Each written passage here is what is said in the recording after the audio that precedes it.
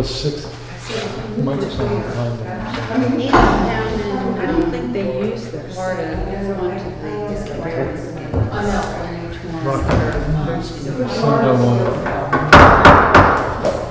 All right, I'm going to call the meeting to order. If you would please stand and recite the pledge allegiance. I pledge allegiance to the flag of the United States of America and to the republic for which it stands, one nation, under God, indivisible, with liberty and justice for all.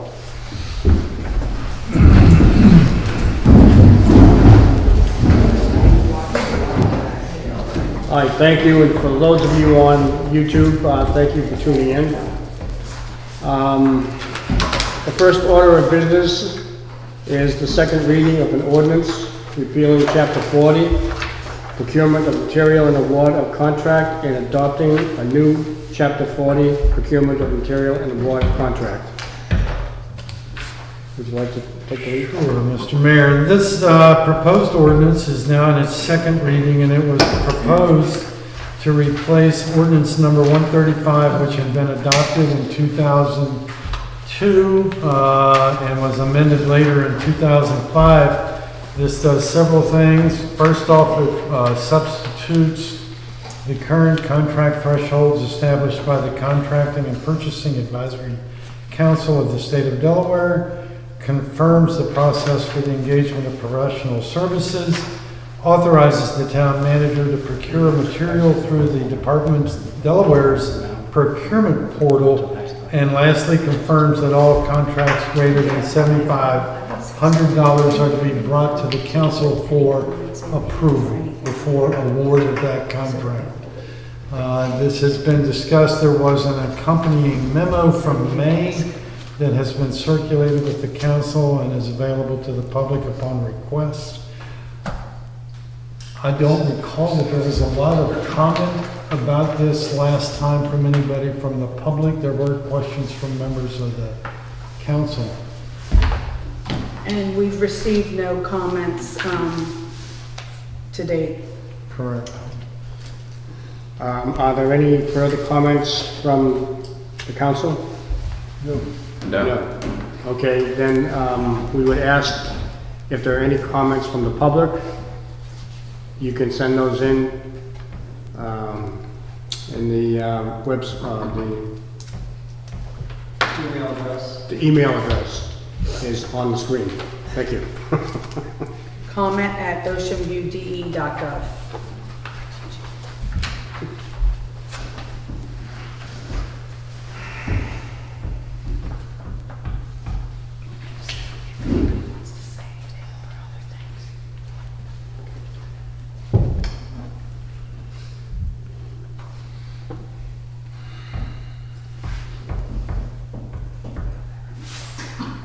The only correspondence we've had so far are the 2 emails that you received earlier.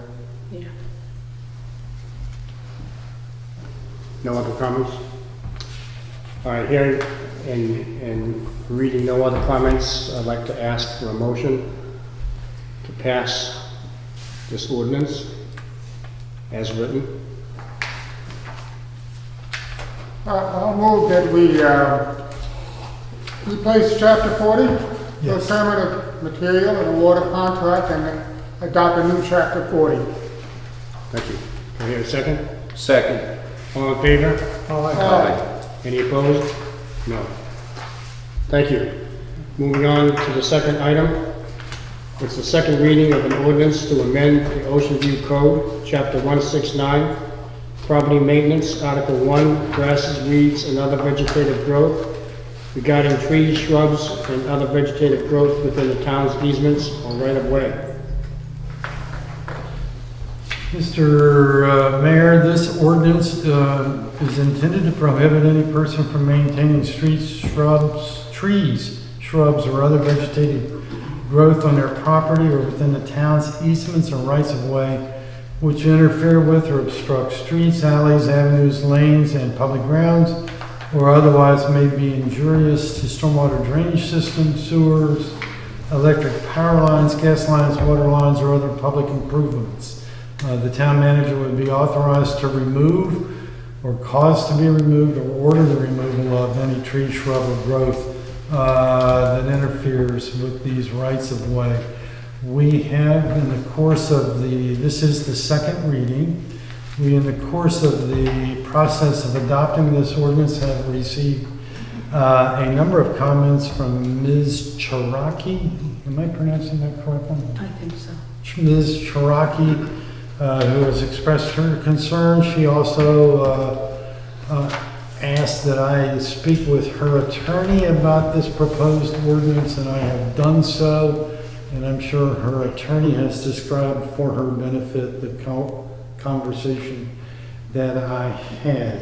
The second email that we received from is Mr. Dick Jennison, who is also in some ways opposed to this particular ordinance and has asked that we defer action on this particular ordinance until such time as Ms. Cherokee's concerns are, quote, adjudicated, unquote.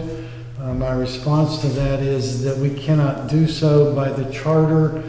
Once an ordinance has been introduced, it must be adopted within 60 days of the date of that introduction.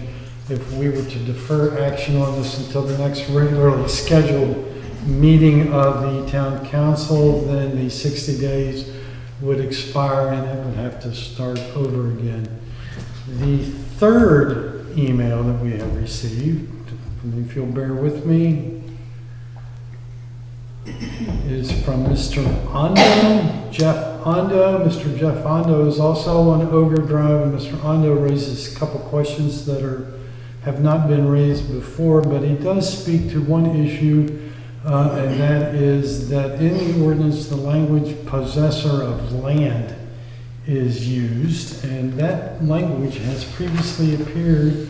If you take a look at page 2, line 6, also on page 2, line 1, the term or phrase possessor of land or occupier of land has previously been in the ordinance. The portions that are being amended are those which are underlined and in bold face.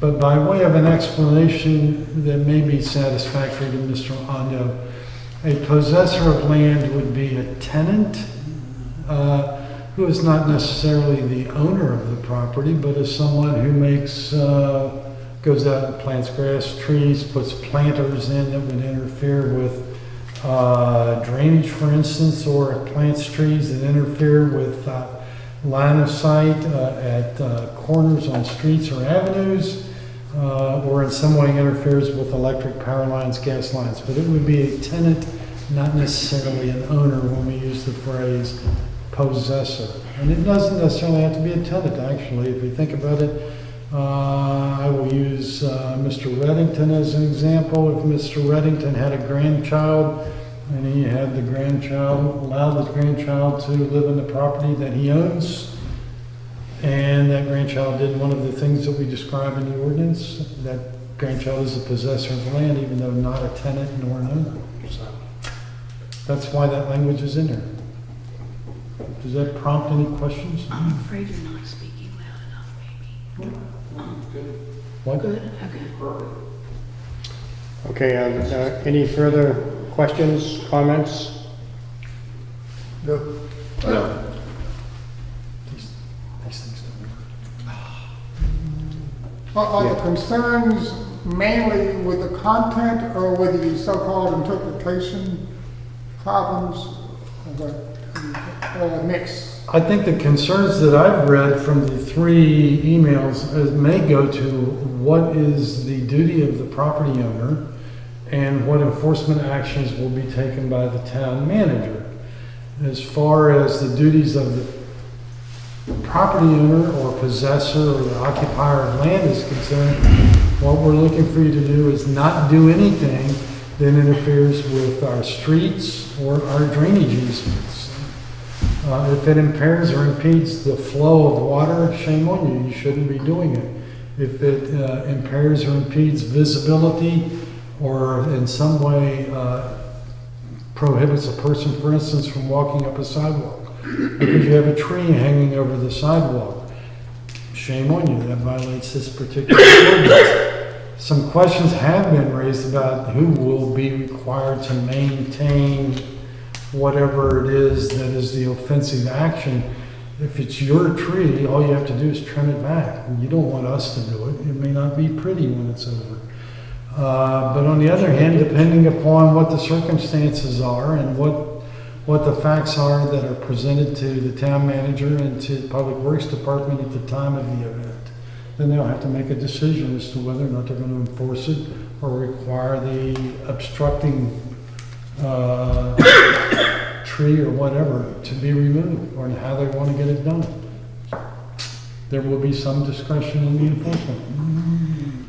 Dennis, would you say that in some of the back and forth in the emails that were shared and also shared with the attorney, that there's confusion as to what was already in the ordinance and what we're actually trying to change? I think that broadly summarizes some of the issues that we're trying to address. I can't speak for that attorney, but I'm sure the attorney spoke to Mrs. Taraki. We did just get another email on this We did, from Mr. Ondo. and he said, Please address the existing conditions and question at the end of the email.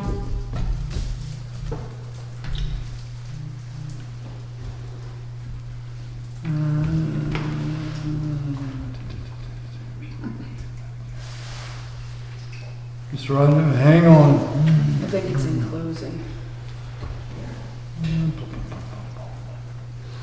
The area, the area of stormwater management, is that the It area? says in closing, the last.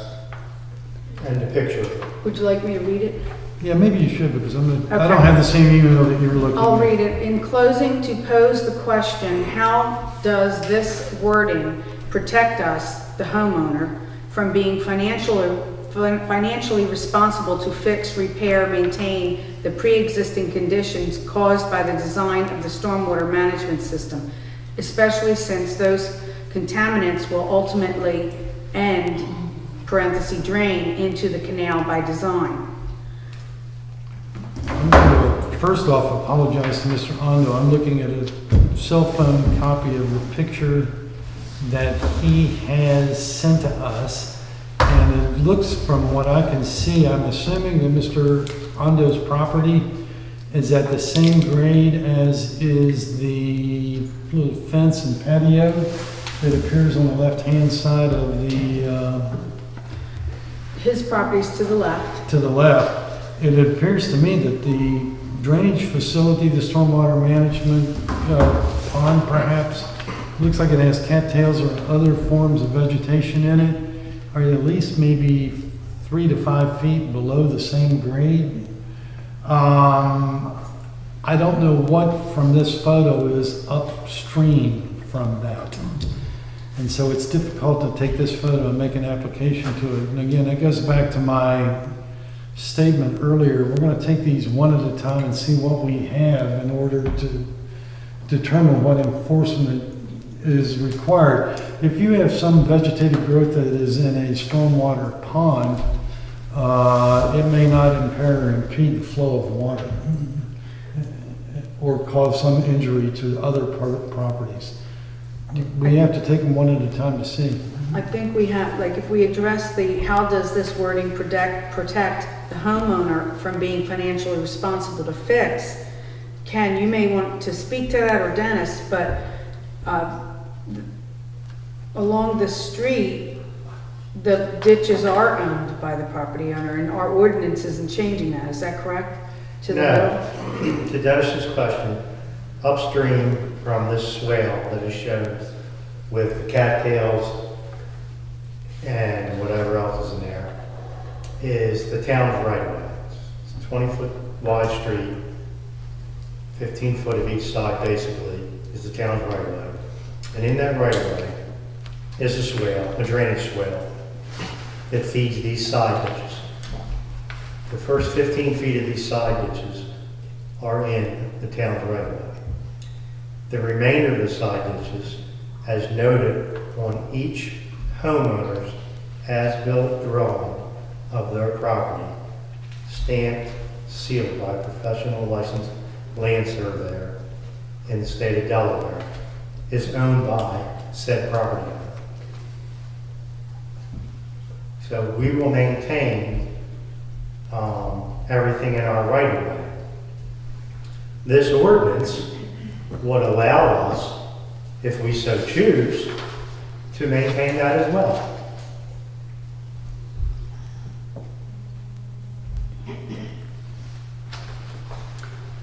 Okay. Does that answer your question? Allows us to- And then send a bill I didn't say that. or not? I didn't say it, send the bill. There are two possible ways for this to be resolved. One of them is that the town manager and Mr. Semino, in their wisdom, determine that something has to be removed or come down immediately because of the danger that it poses. If the town does it, then the town, to the best of my knowledge, Carol, has never passed that cost on to any property owner.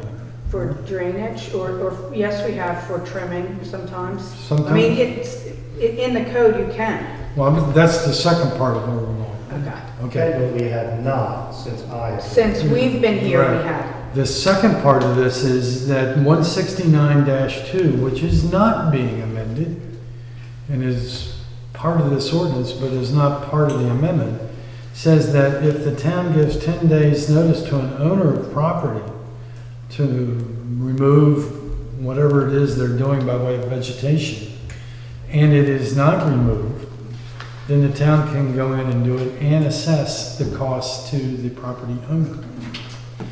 And that's upon 10 days notice.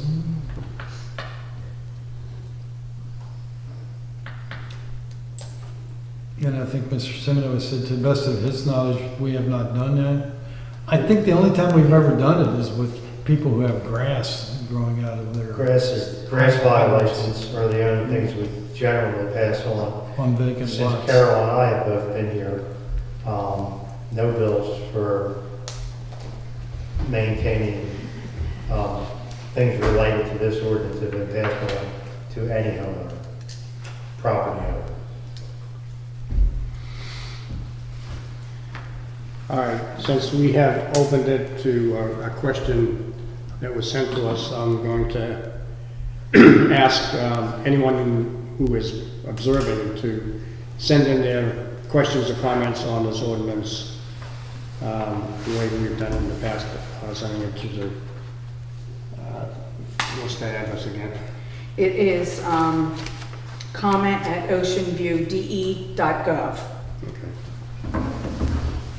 And are we talking about vegetation that the landowner put there, or was it existing condition before the Natural. landowner bought the property? Natural growth, just Anything- by birds, nature, dropping seeds blow in the wind, they get into the soil, Okay. water and the sun germinates them, they grow. No questions? Okay, having no further questions, I now put it that we would need a motion to accept this ordinance. Chapter 169, Property Maintenance, Article 1. I submit for a vote the ordinance to amend the Ocean View Code, Chapter 169, Property Maintenance, Article 1, grasses, weeds, and other vegetative growth regarding trees, shrubs, and other vegetative growth within the town's easements or right-of-way. Do I hear a second? Second. All in favor? Aye.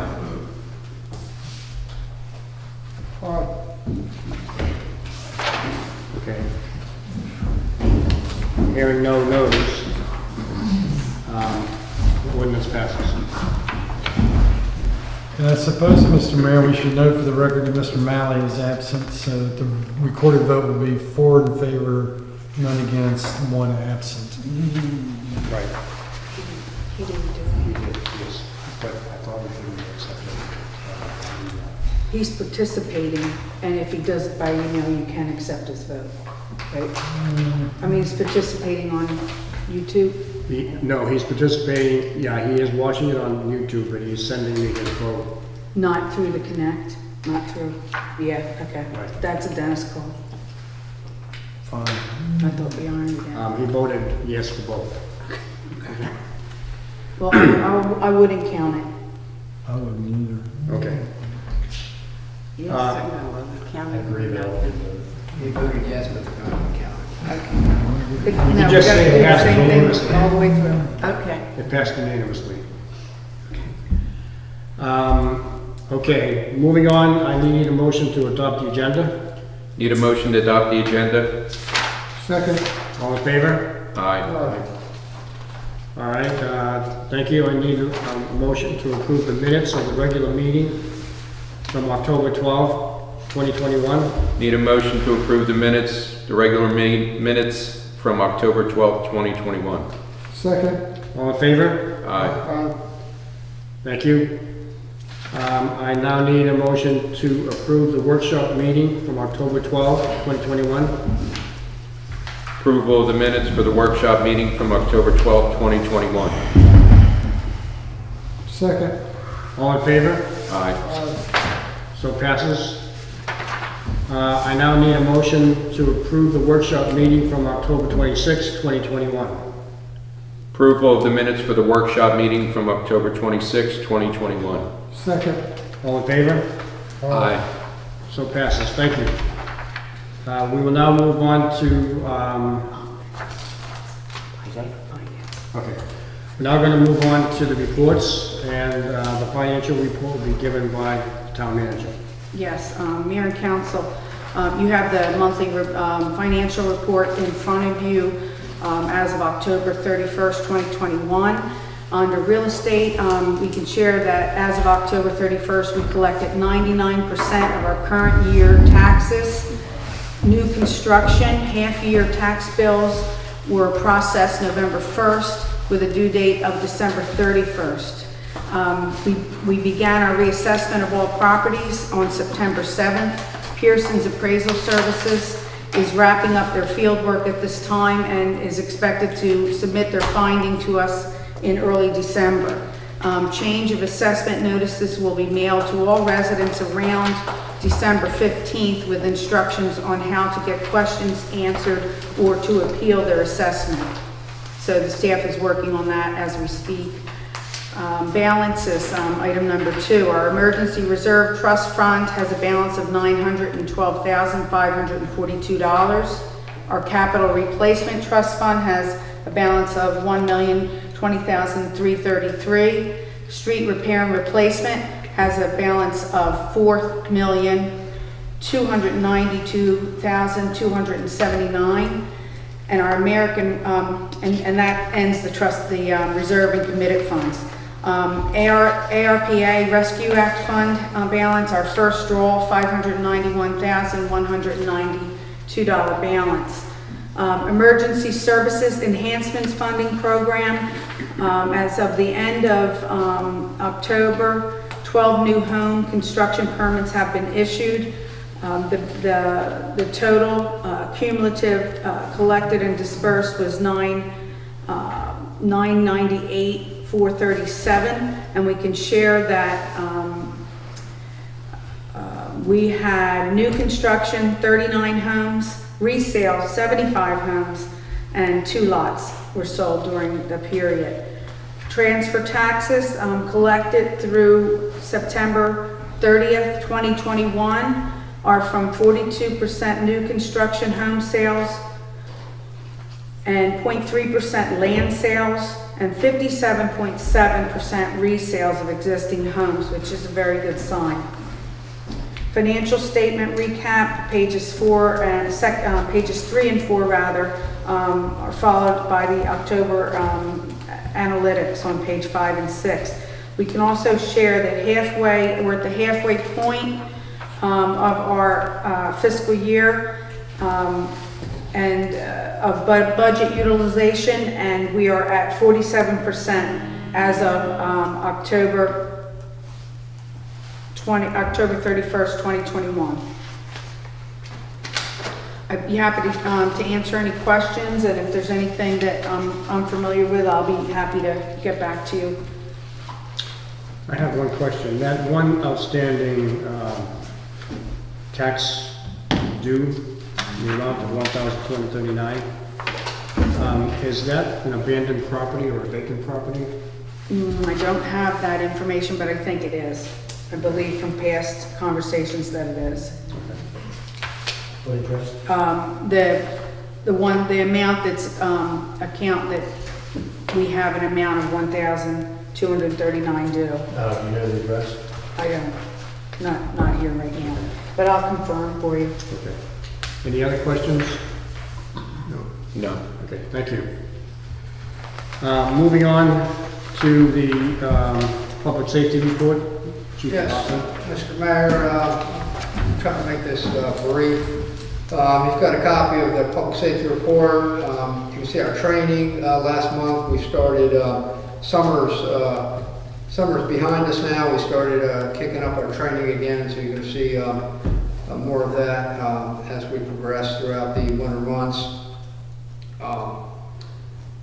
Under community policing initiatives, one thing I want to point out is on October 23rd, we had our drug take-back day, and the Ocean View Police Department collected 264 pounds of unused or expired medication. All that is collected and turned over to the DEA and taken up to Philadelphia where it's incinerated. So it's nice that we keep that out of the environment, and that's a good load for us, 264 pounds. Under miscellaneous, I applied for a grant to offset costs for bulletproof vests. We replace our vests every 5 years. They have a 5-year lifespan, and we received $4,125 from the U.S. Department of Justice to offset those costs. We also received a grant award from the Delaware Criminal Justice Council in the amount of $6,150 to support ongoing law enforcement operations. We had our 6th annual Cops and Goblins, and I'm pleased to announce that was a big success. Anybody that came out, I think would agree.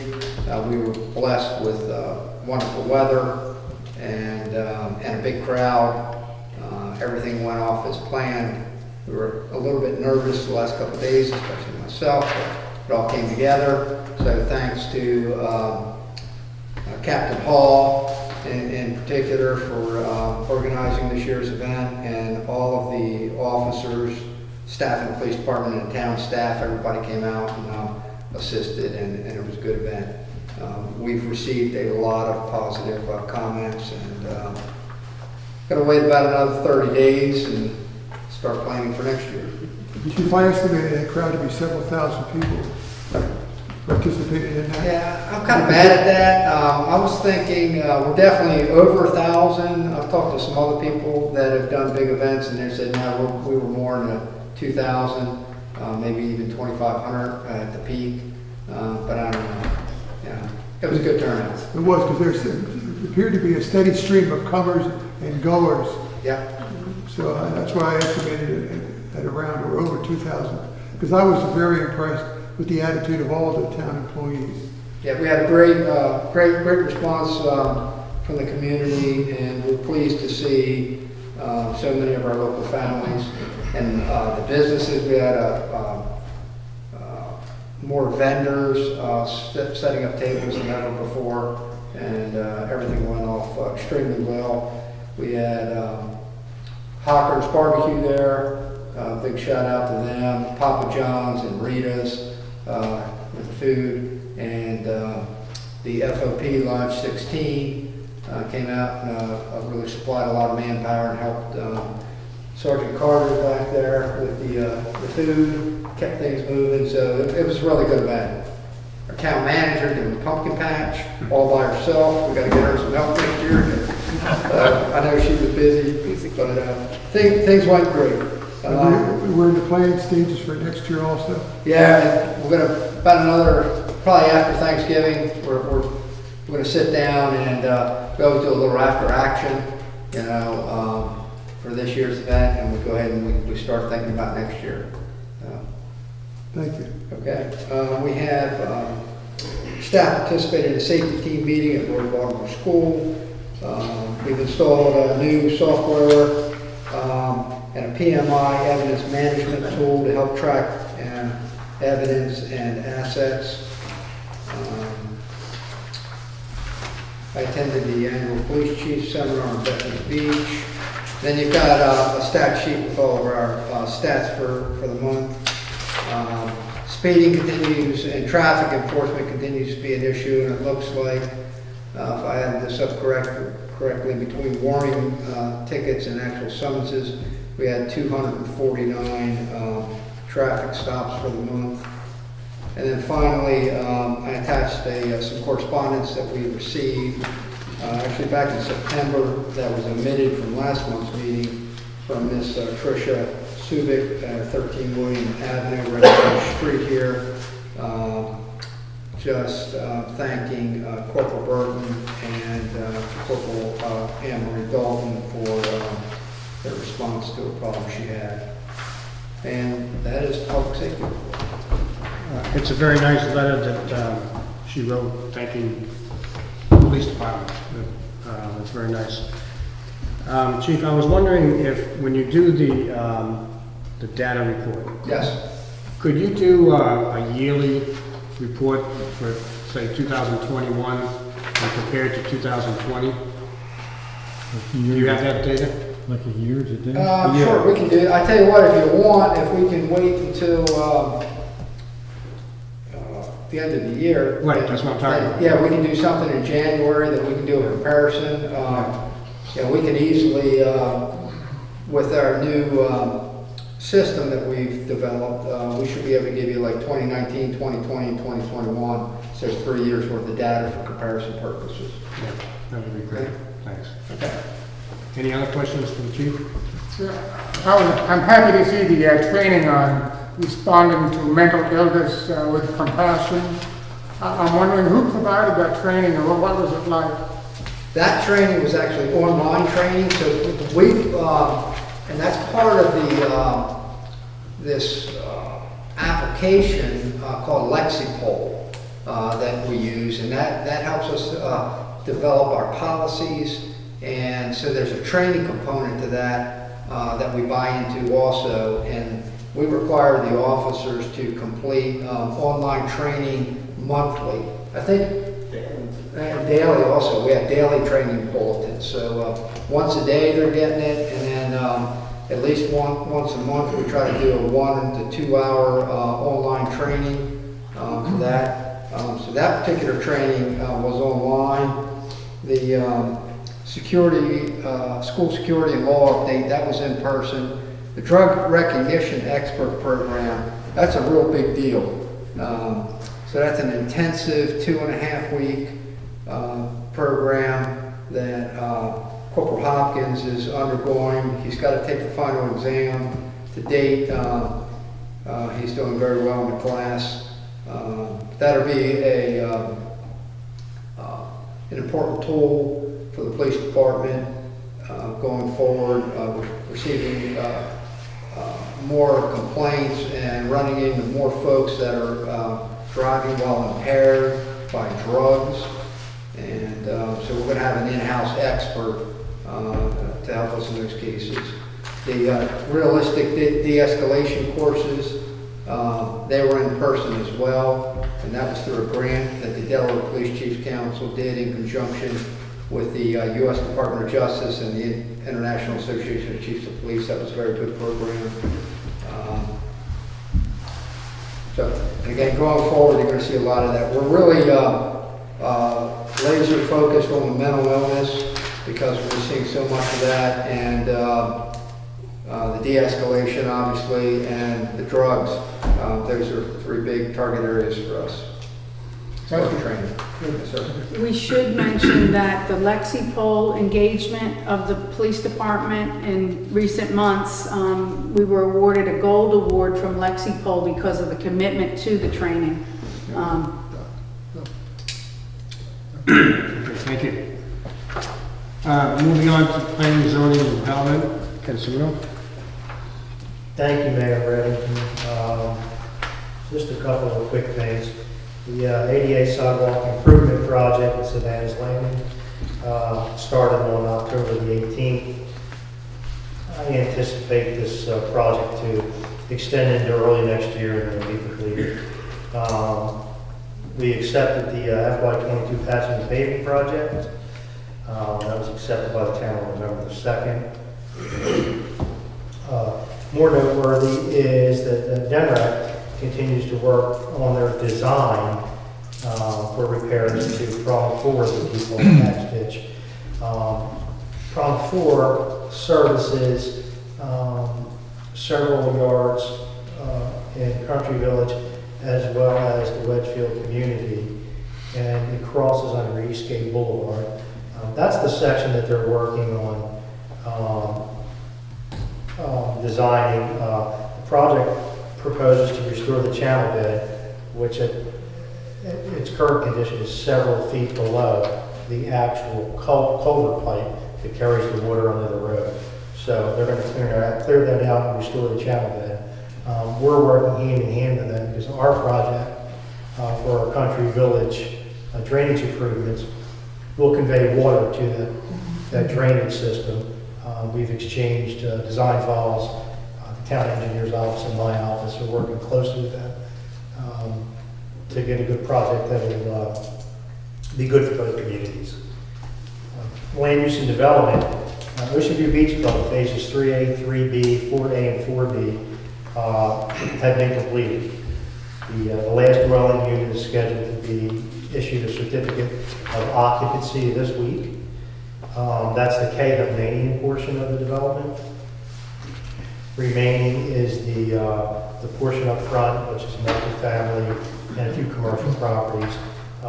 Developer requested a reduction of their bond. The town engineer and I reviewed it, and we declined the request at this time. Where are they with their pool? Pool is currently under construction. It The is larger under pool is construction. currently under construction. Yes, it is. Fairway Village has been completed. Developer submitted the as-built of the improvements. They're to be accepted by the town for maintenance. The as-built were approved, reviewed and approved by the town engineer.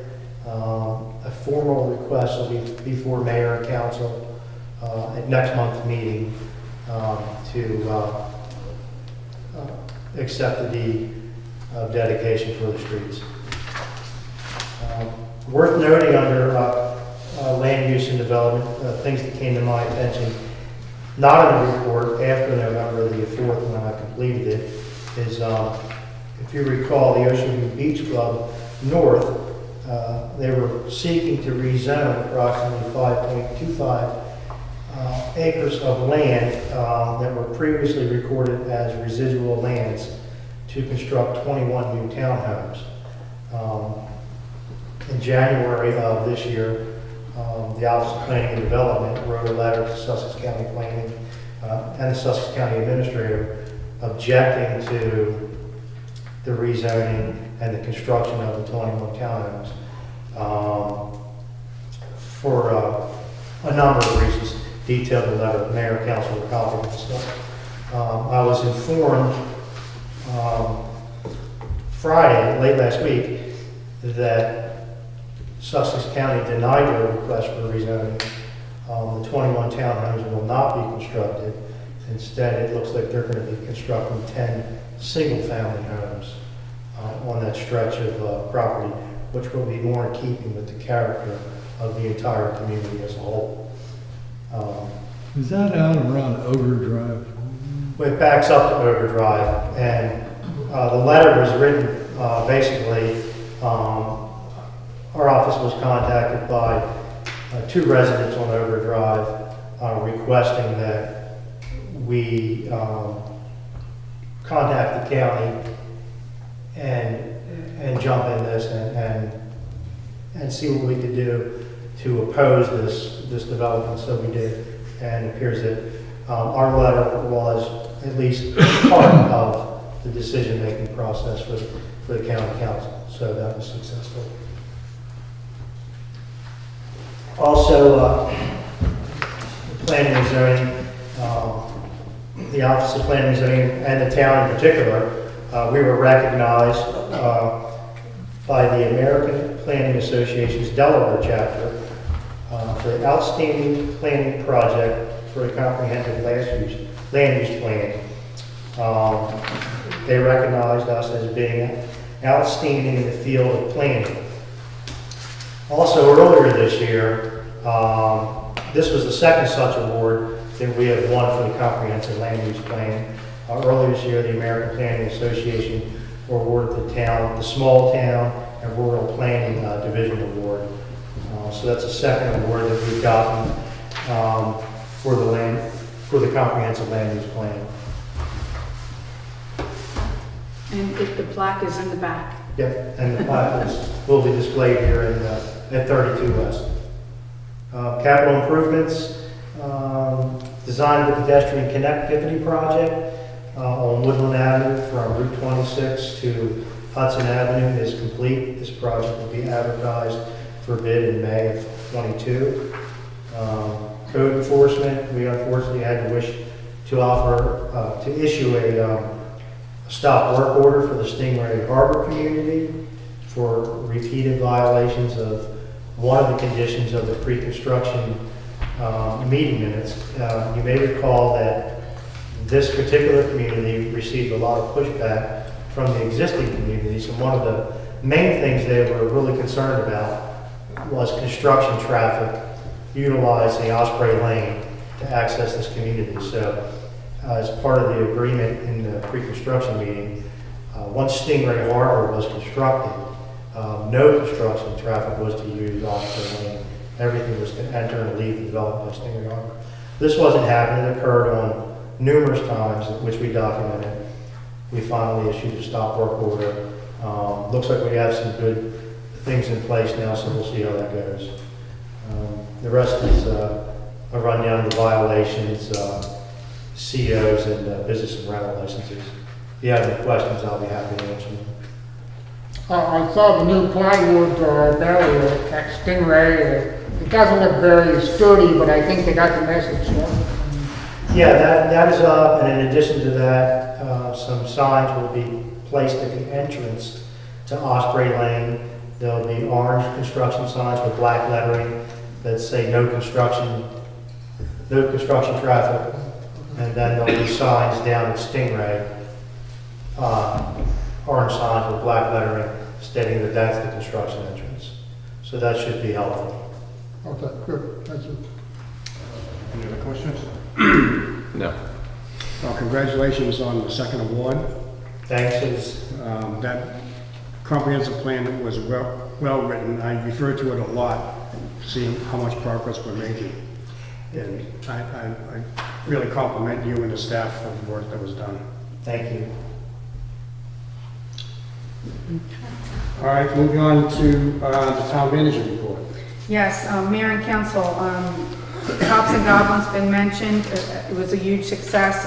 We're still getting appreciation comments in, and everything that the chief said about Captain Hall's leadership and all of the department's involvement is wonderful. We also a quilt was presented at the event to the police department. It will be hanging at 201 Central in the near future, and we're just very appreciative of Linda Ficus, who put it together and was so instrumental in getting in touch with you and then having us have it part of the Cops and Goblins event. So that was wonderful. A couple things coming up in the near future. Old Town Holiday Market, tree lighting and Trail of Lights is November 27th, and that's the Saturday after Thanksgiving. Everything is going well with that, and just keep in mind Fire and Ice will be January 28th through the 30th this year. And there's a couple other things that you can just read about them. Coastal Towns Museum and the Ocean View Historical Society will participate in the Old Town Holiday event. They'll have their facilities open for touring, and they will also do their ribbon cutting for the Hall store, and Lieutenant Governor Bethany Hall Long who is a descendant of the Hall family, will deliver a keynote at the ribbon cutting that day, and that'll happen at 2 o'clock during the event. As you know, we did purchase the property at 33 West Avenue. The former owner has until March 31st of next year to vacate the garage, at which time it would be demolished. We're currently working on the design for the site, and we'll share it at an upcoming council meeting. We have been contacted by several property owners, and we will also share the information with them. The concerns that have been raised is just, are we going to screen the parking lot? And that is our intent. And the early draft designs are keeping that in mind. I think we'll be able to make everybody pleased. Council workshops, we held 2 last month. As you know, I won't go into any detail on them, that you just approved the minutes to it. Barnes and Thornburg engagement is as part of the ARPA funding, the American Rescue Plan Act funds. One of the things that we talked about at one of the council workshops was to join into a pooled legal assistance engagement that was set up by the state.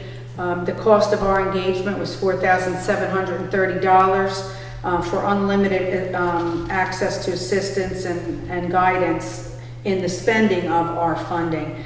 That $4,700 will come from our next draw, which will come to the town in May of 2022. So that engagement has been started. The pilot shuttle review and recommendation is later on in this meeting, so I won't go into that. I do want to say thank you this is related to technology and support. Many of you have witnessed this. Officer Carter and I have had the opportunity to meet with a sound firm recently to go over how we can improve the experience here in the council chambers, and we had some concerns raised. However, that individual, the sound expert, came in and said that since our feed is so clear, it may be individuals' own equipment that might be causing the difficulty. But with that said, we're still seeking other ways to make it as good as we can, and the technician thought he had some ideas that he would share with us. So we'll bring other things to you if we think it's warranted and within reasonable price that we can afford. But I also want to take that opportunity to thank Officer Carter because of his knowledge and engagement with all the things technology related for the town, that we're really in a very good position because of having him, that we're able to make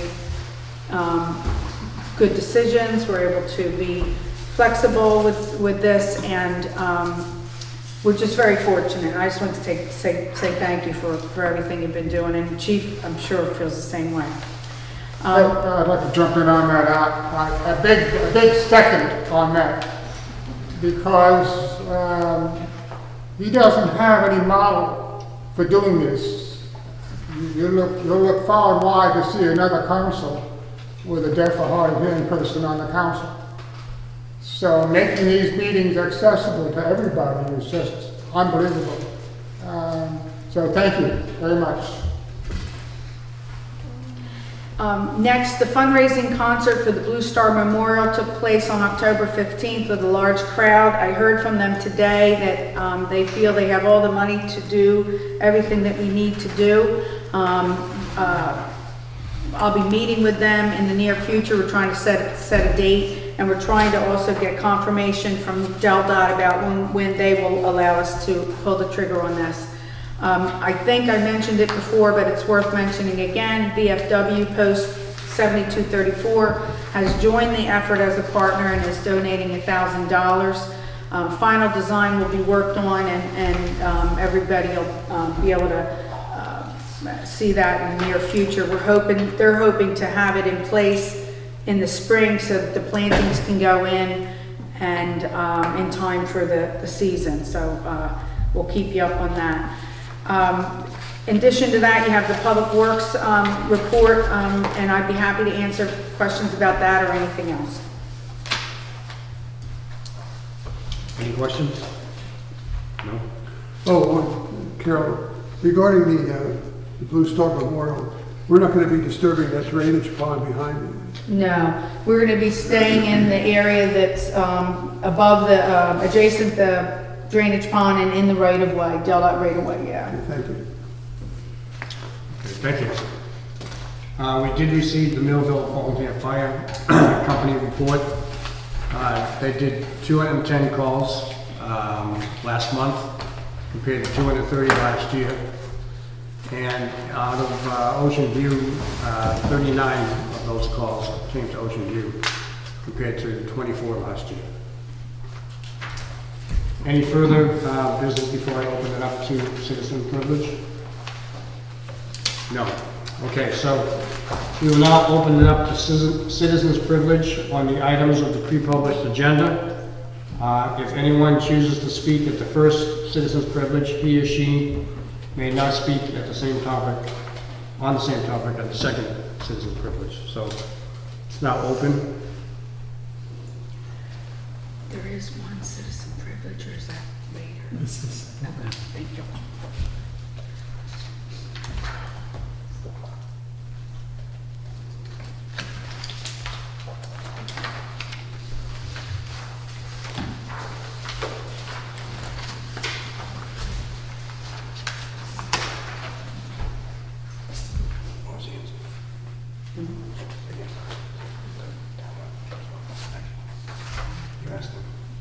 He said it's on the next one, but yeah, I'm sorry.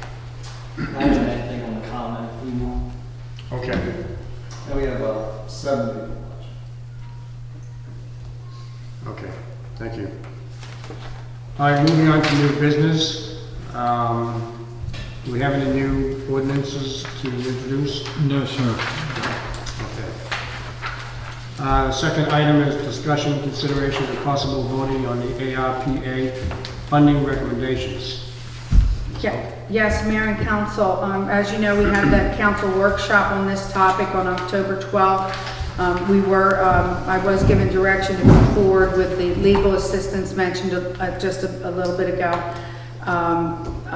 Dawn and myself have participated in a kickoff meeting, and I provided you some of the information related to that. Right now, moving forward, knowing everything that I know right now, it's time to make submission of any projects that we're so inclined to attempt to move forward with to the legal counsel so they can give us guidance as to whether or not they think it meets the regulations, the rules of the act.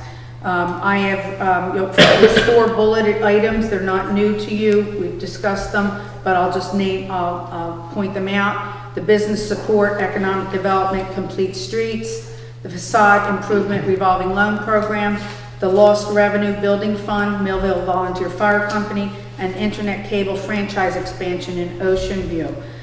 Those are the 4 that I would recommend at this time to submit. That doesn't mean we've made a decision on them, but we would get feedback from the legal firm as to whether or not they thought they met the qualifications. And then we can come back with that information and decide to move forward or not, maybe with some more information. I think it's in our best interest, unless there's some that we want to just cross off now and say, no, we don't want to move forward with that. I have not gotten that direction to date.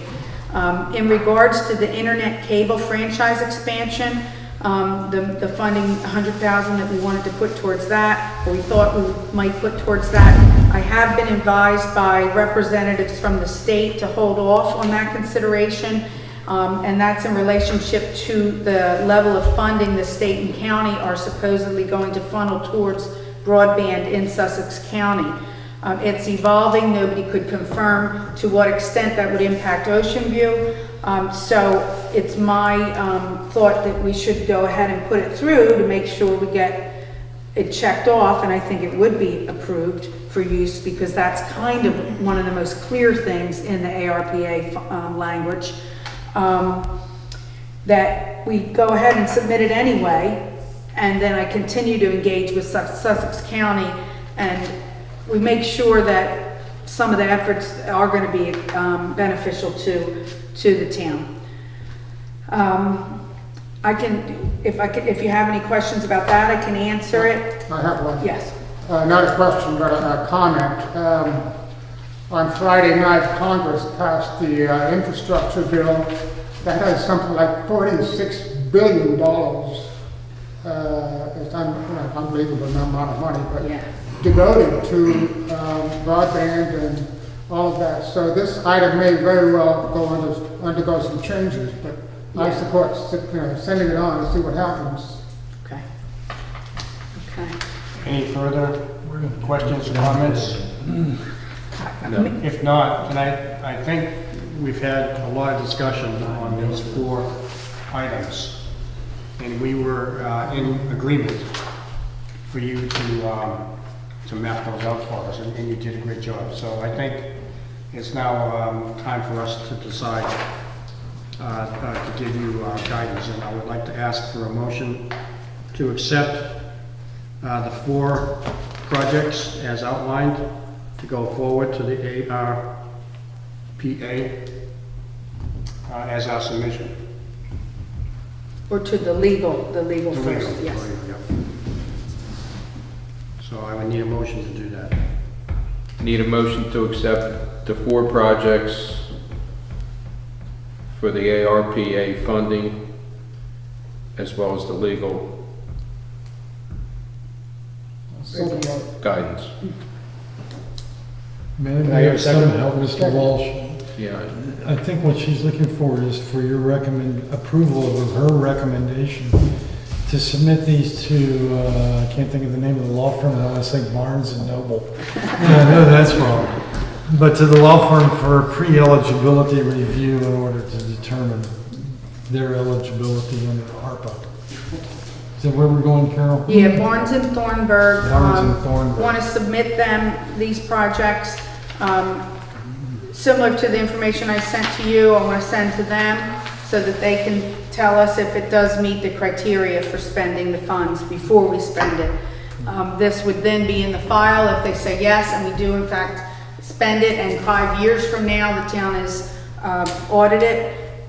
It would show the auditors that the town had done its due diligence, and for whatever reason, the legal counsel stated we thought we were properly using the funds. All right, so do you accept the town solicitor's amendment language to your motion? yes. And do you accept, okay. All in favor? Aye. None opposed. Thank you. Okay. I also wanted to just share that there's also 3 other things related to stormwater infrastructure that the planning and zoning director Ken and I have worked on and submitted to see if we can leverage the funds that we've already spent or other funds that the town has aligned. And those projects are Country Village, Country Estates Stormwater Project, Town Road Drainage Project, and the Hudson Road Culvert Project. These are projects that are already in the works. Some design has been done on some. Other ones are just starting design, or we're just getting ready to go to construction. And we're looking to leverage the money that we've spent and the design and the effort the town's already done to get some state funding to help us finish it. This was something we were asked to do by the state, and we turned it around quickly, and we'll hope that one or all of them will be supported, and we'll let you know as soon as we know. But I appreciate your support on that. Okay, thank you. Moving on, discussion, consideration, and possible voting on holiday observance recommendations. Yes, Mayor and Council, as you know, in 2019, I believe it was 2019, 2020, I'm sorry, Juneteenth came up in the state of Delaware as a day that the state was going to recognize. And then come 2021, it became a federal holiday. Both of those things came up very suddenly within days of the holiday, and we quickly as a town made the determination that we would close, but we didn't make any formal decisions, long-term decisions. So we discussed it at the time and said, when we come back to set our calendar for the next year, we're going to talk about it. So here we are. I provided for you the federal holidays. I provided you information about outreach to 17 other municipalities that I compiled. There's a mixed bag of what days people, different towns have or not. The ultimate record, we also provided, your last page of that item is the 2001 holidays that we're observing this year. Okay, and you'll see that that is 13 holidays that are currently and have been observed. They're also part of our employee manual.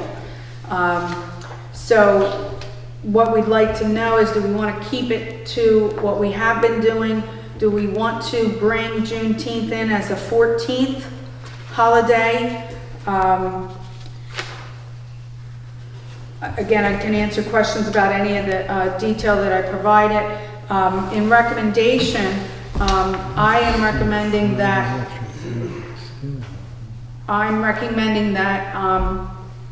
we update the number of holidays to 14 by including Juneteenth. I had no adverse or complaints or hardships brought to my attention by the observance of that holiday over the last 2 years. Further, if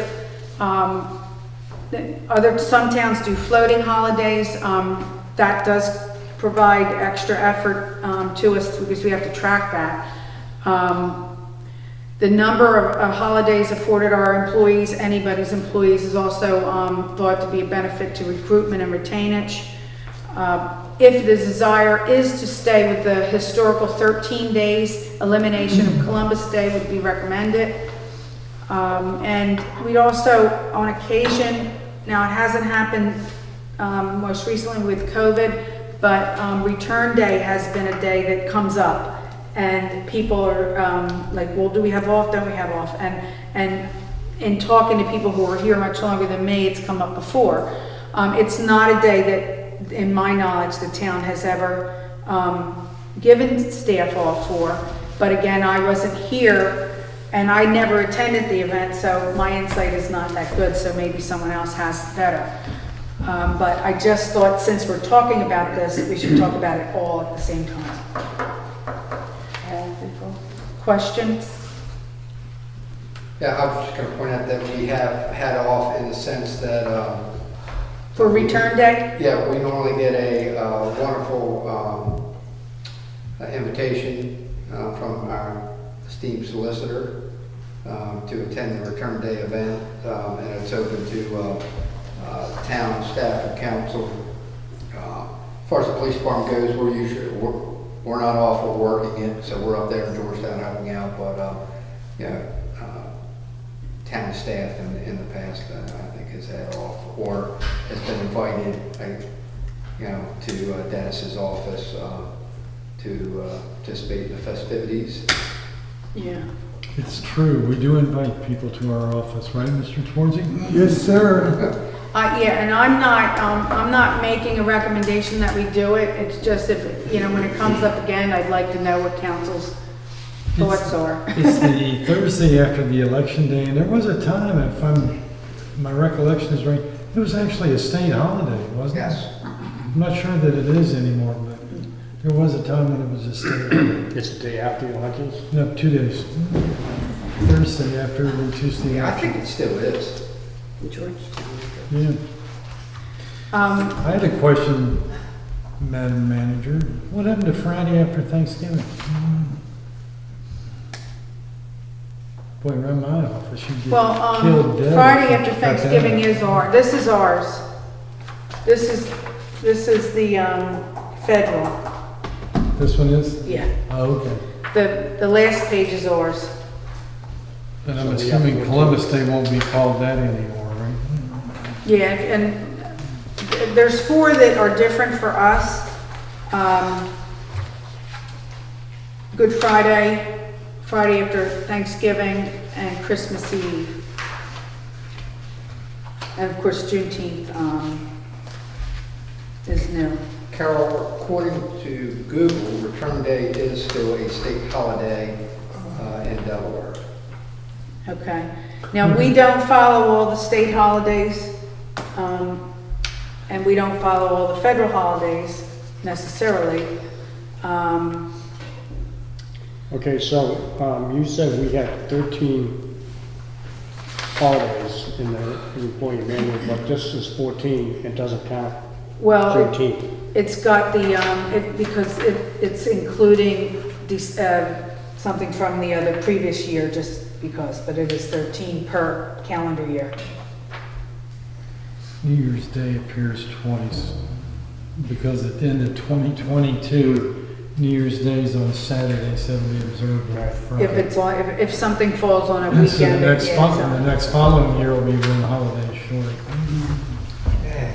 Carol, if you need it, November 10th would be Return Day 2022.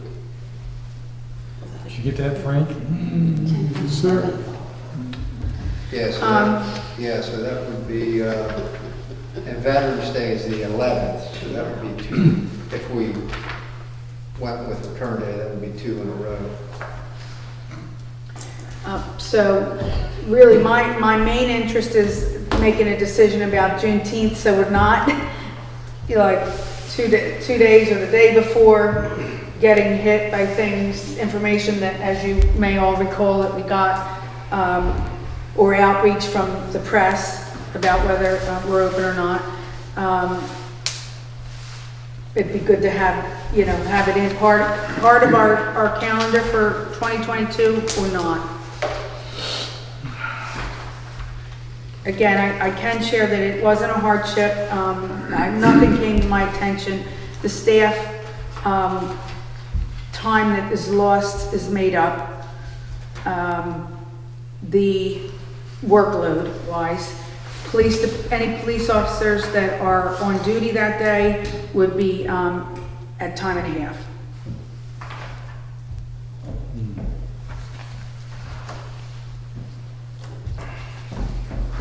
And what is the budget impact of adding an additional day?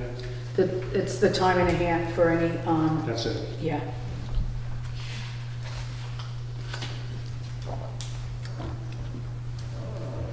Is there any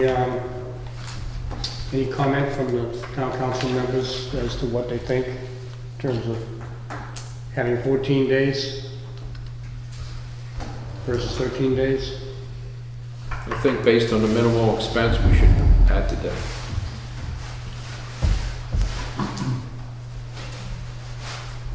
Well, do you want to make a motion? Yes. I make a motion, we accept an additional day going from 13 to 14 days, adding Juneteenth as a holiday for 2022. Second. All in favor? Aye. So passes. Thank you. Thank you. Next item of business is discussion and consideration of possible voting on the extension of audit agreement with PKS and Company. Yes, Mayor and Council, in September of 2018, PKS and Company was awarded a 3-year contract extension to complete our external year-end audits for the periods of April 30th, 2019, 2020, and 2021. Our recent unmodified opinion was presented at the September meeting of Mayor and Council. PKS has now expressed interest in extending its engagement with the town to provide auditing services for the 3-year periods ending April 30th, 22, 23, and 2024. I have attached the proposal from PKS. It also provides the cost associated with the contract for the additional years. If this extension is approved, it would be the second such extension to their original award for audit services.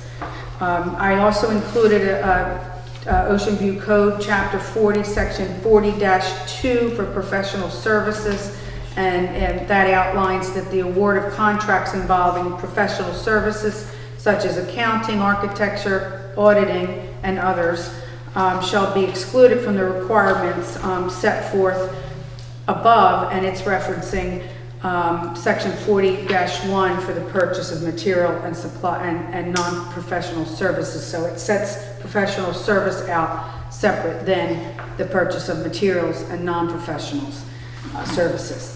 As such, the original contract was awarded in 2016 following its advertisement, and we have confirmed with the solicitor that nothing in the town charter or the code prohibits extending a professional service agreement in this manner. In fact, it is customary to maintain auditors and other such professional service providers for longer periods of time with the goal of improving oversight, institutional awareness, and the avoidance of added burden associated with onboarding a new firm. Proposed fees are for year ending April 30th, 2022, $21,500. That's up $500 from our most recent audit year. At the end of April 30th, 2023, it would go up to $23,000 and remain that for the year ending April 30th, 2024 at the $23,000 level. After consideration of the performance and level of responsiveness for PKS during my tenure at the finance director, Dawn Parks, we believe that it's in the best interest of the town to maintain this firm, especially at this time. We have emerging efforts related to the American Rescue Plan Act, new reporting rules that are coming on, and that those things are already going to place additional demands on the audit and the staff. So I recommend that you authorize the town manager to extend for a second 3-year term our contract for extended external audit services to PKS and Company at the above noted fees. Comments? I have a question and a comment. PKS came about because we basically did not grant an extension to a local firm. I believe it was Doan, It was Jefferson, Uriah, Doan, and Sterner. Yes. Yes. Do we know how long they were our accountant for? Oh, gosh. Forever. 20-some years. Because the other alternative instead of extending the extension for the PKS would be to put it up for bid. And that's a fairly long and detailed process. It is, and what seems to be happening is there's not that many people in the area to actually bid on it, so it's an exercise just to do an exercise, not really getting the town any added benefit. And also, is there a general rule about changing auditors on a regular basis to alleviate any signs of impropriety? Is that a norm? It makes some sense. I'm not arguing that it doesn't make sense, but there is also some, as in the case with PKS, when they came in to work here, it took a couple years for them to figure out, where the books are kept, what they, what am I looking for, where will I find it, and things like that.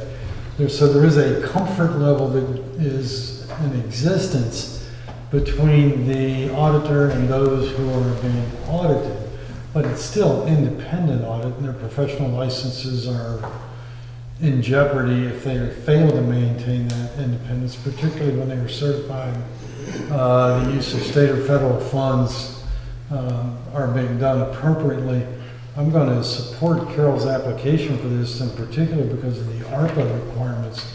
We're all on new ground with ARPA coming in, and as it comes up, we don't need to be training a new auditor on regular routine audit methods and getting ready for federal audits that may potentially come in the next 5 years.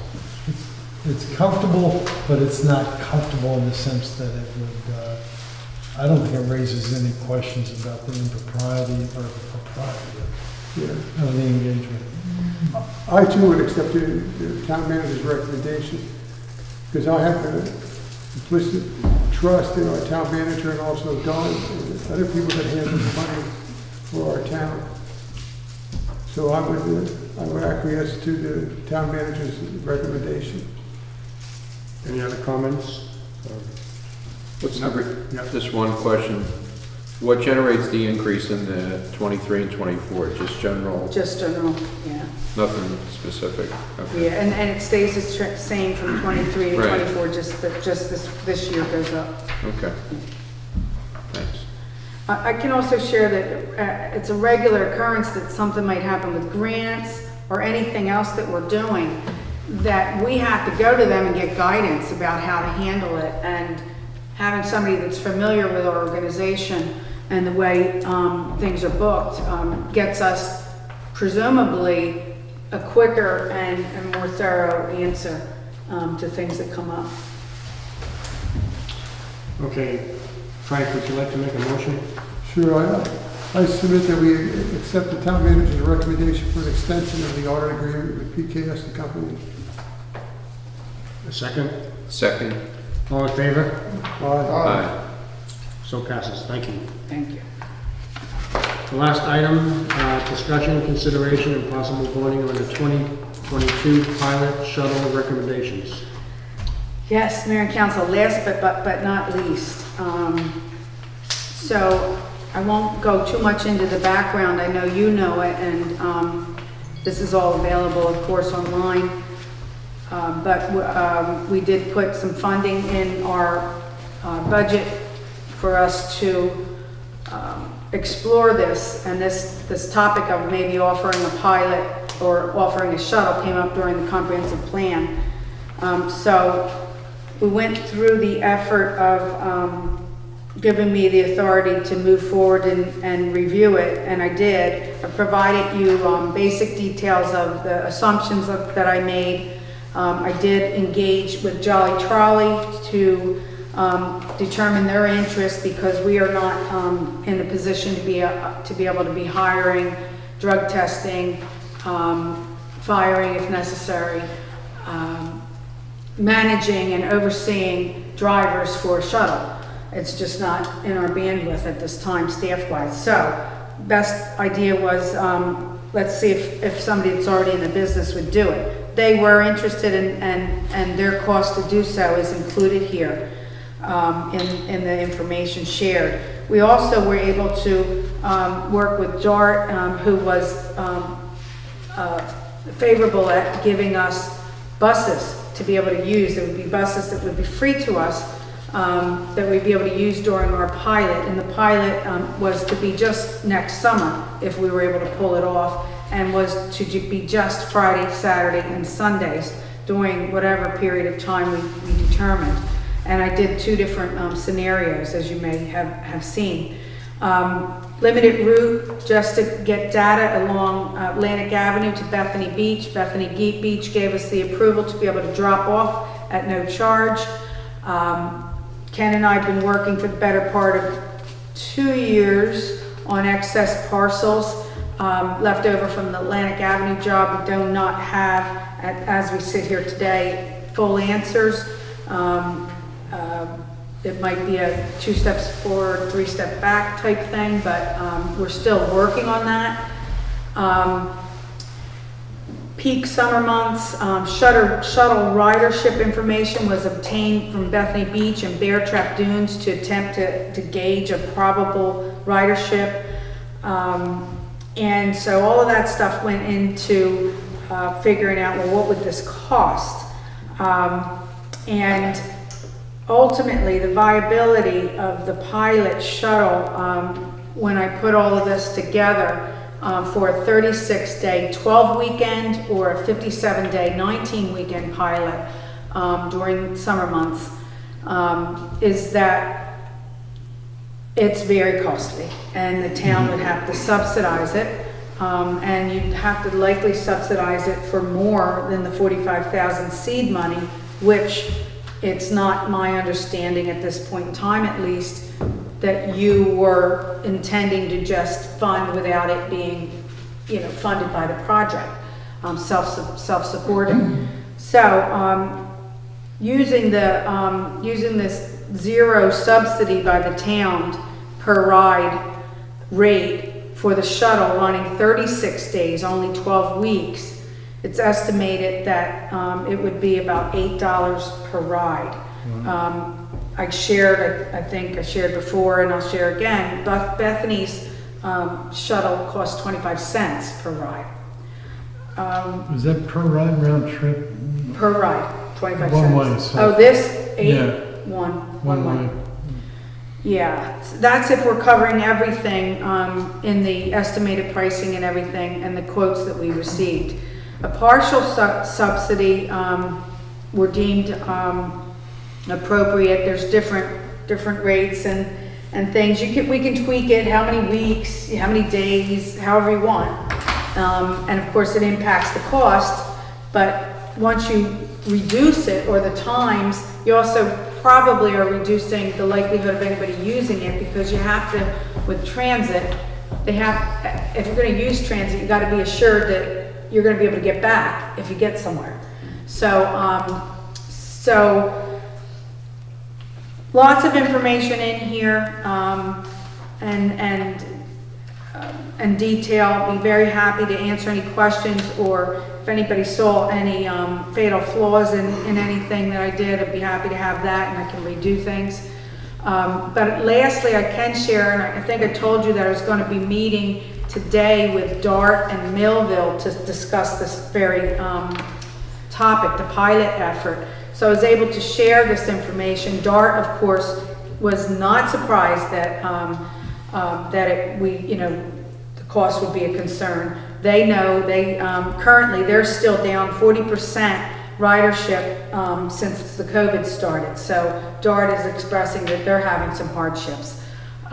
They're interested. They were interested. Today they said this was like a light when Ocean View said they wanted to try a pilot to get them data. That was great information for them because they want the data. But they also understand when I told them that my recommendation is that we don't move forward because of the amount of subsidization that would be required. DART is not in a position now to tell us that they would like to throw some money into this to help it be successful next summer and the town not have to bear all the burden. Millville is interested in staying a part of it, but they're certainly not at this point in time interested in sharing any of the financial burden. Ultimately, this an hour's Zoom meeting today with these parties resulted in the likelihood that maybe we need to get some sort of a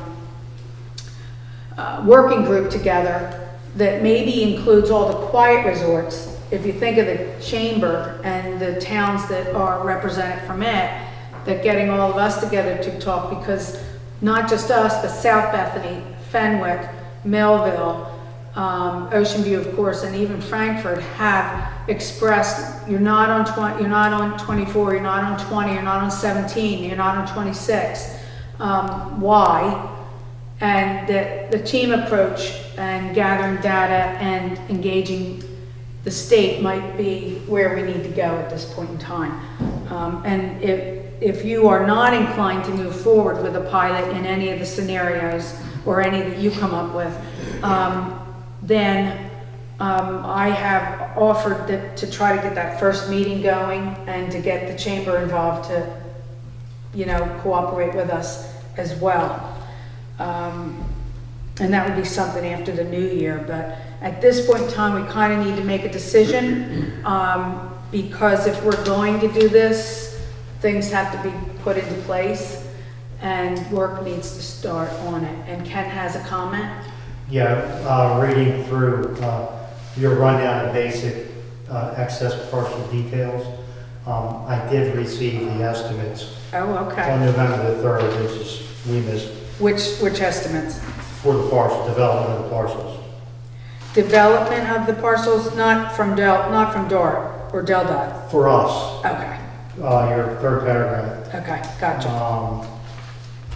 You said there would be some costs associated with preparing the lots for such a use. I just received that call on Wednesday afternoon. For the Woodland Avenue lot, the design would be $35,000. Estimated construction would be $275,000.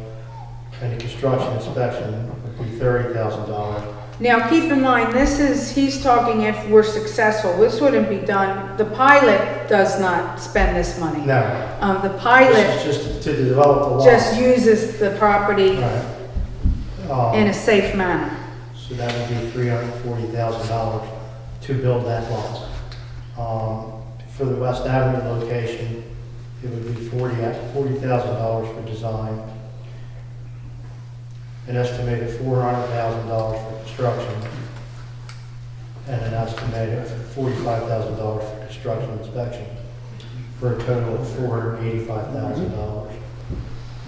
Both together would be $825,000 to develop these parcels for use.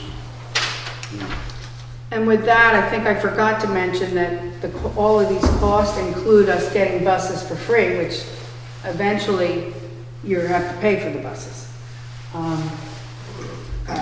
But for the pilot opportunity, we were going to get them the used buses. So I'd be happy to answer more questions, but would like direction if you're so inclined at this time. Well, I think it was a worthwhile endeavor to try to do this, especially when we heard that we could get the buses for free. We weren't thinking about the total cost. We were thinking about 3 buses. Okay, how can we make this work? But nobody is going to take a bus and have to pay $8 to go 1 mile. That's pretty outrageous. And we were thinking around the $1 to $2 level, but we also wanted to be self-sustaining. That over time, after it got through the pilot, it would have to pay for itself.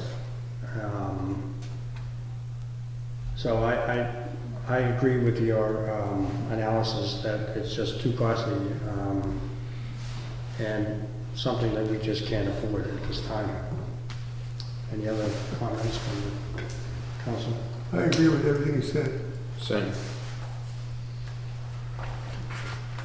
Yeah, and my question was about who will actually benefit from providing this service. I mean, I'm a local, we're all locals. We hunker down on the weekends in self-defense. We don't go anywhere, especially not to the beach. Yeah. So who are the recipients of this outlay of money? Yeah, and we were told that, comp plan, people talked about interest in it, but interest and actual use don't always pan out. And again, it has to be, the time span that you're running it has to be sufficient so that people have confidence that they can use it and it's going to be there, or they won't use it at all. I mean, that's a good point. We went through this endeavor because it was in the comprehensive plan. And I think we can report back to our population that it's just too costly for it to be worthwhile. And I think the sense of the town council is, put it on the back burner and light a fire. Okay. All right, any further business before we open it up to the second citizens privilege, which is on any of the items of the pre-published agenda that we may ask at this time. Mr. Mayor, we did have one email earlier today that seemed appropriate for the second citizens privilege from Dick Jennison, and he has asked 2 questions. The first of which is something to the effect that he was wondering about the retirement status of an employee of the town. That's a personnel matter that's not appropriate for public discussion during the open meeting of the town council. And the second question he asked is, when will the towns end its lockout of residents' right to attend town council meetings in person? And I believe we have such an event this evening where 2 people showed up and wanted to attend in person. So that one is probably a discussion point for the council and the town manager to decide. Well, I think, we were looking at the data from the state in terms of COVID incidences, hospitalizations, infection rates, and up until this week, they have been above the 5% threshold that the state had set back in 2020. So I think, given that we are back to, getting back to normal in terms of the infection rates, that it's time to think about opening up these meetings to the public. And I think that's a point of discussion at this point. Do you feel that we should be open to the public for these meetings, or should we continue for another month or so under the system we have at present?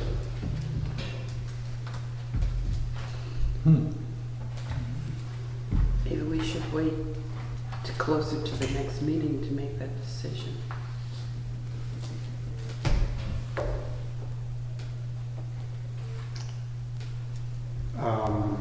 Okay, one of the comments was to wait till closer to the meeting, but why would we wait? Well, just to see if the rates stayed lower.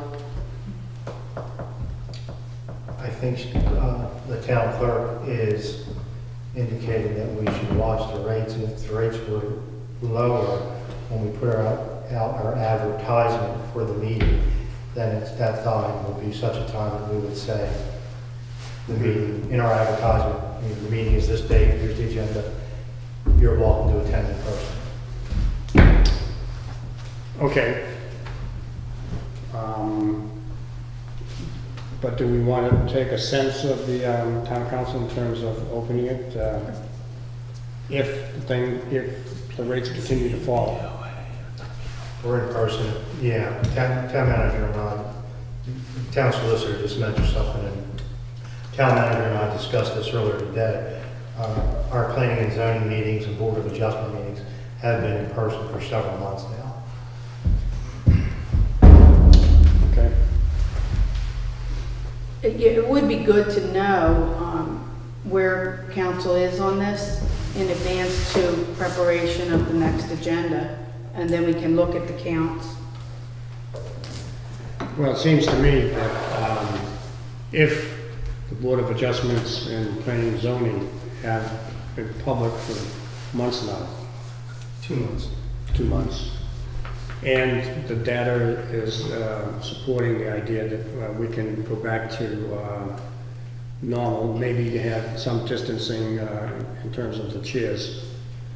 Then I think it's fair to say that we should be moving in that direction to allow the public to attend these meetings. I would agree. I would also defer to Councilman White because Bruce is up on all these percentages and all these edicts that the state is coming out with, because it seems that these edicts change every day. Every day there's a new edict that comes out from the state or the federal government. But I agree with what you said, but I would also defer to Councilman White and his opinion. Well, I think that the way things have been going the last 2 weeks, we're in pretty good shape. If things change all of a sudden, then we'll have to go back and look at it again. But I agree we should go ahead with open meetings, hybrid form of meetings. If people want to come, they can come. If they want to stay home and watch it, they can do that too, whatever they're comfortable with. Will we make them also mask up once they come inside? Are we going to require them to wear? Well, I think we would probably use the same language that the state uses, and that is for those who are fully vaccinated, they don't need to wear a mask. For those who aren't, they should be wearing a mask. But And as you that, know, there isn't any enforcement of that. and that's the signage that we have at 201 at the admin building. Okay. So I think the sense is that if all things remain the same or get better, that we can move in that direction. Okay? But if the state data goes in the wrong direction, then we'll have to re-talk about it. We'll revert back to where we've been. Okay, that's good guidance. Do we also put up a sign that says enter at your own risk?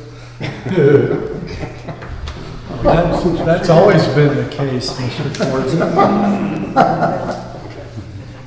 All right, we have another comment that the town manager would like to read. Yeah, we received an email from Greg Hogger from Millville Fire. He of course knew that we were going to be discussing the ARPA money, and of course there's $100,000 for their fund that you all approved to be submitted to the attorneys. Again, fire and entities such as that is very clearly listed in the usage, but we'll still run it through the legal counsel. But I wanted to read this. He sent this. Please let the council know that on behalf of the Millville Fire Department, we greatly appreciate all the support that everyone has given us.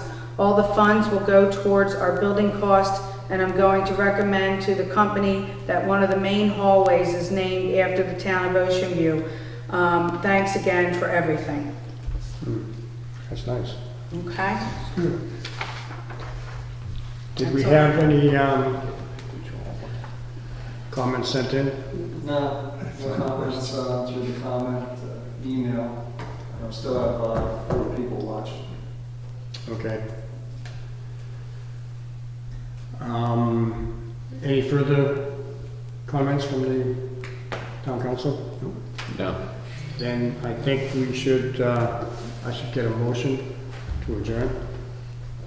Motion to adjourn the meeting? Second. All in favor? Aye. So passes. Thank you. Good evening. Thank you all for coming. Thank you.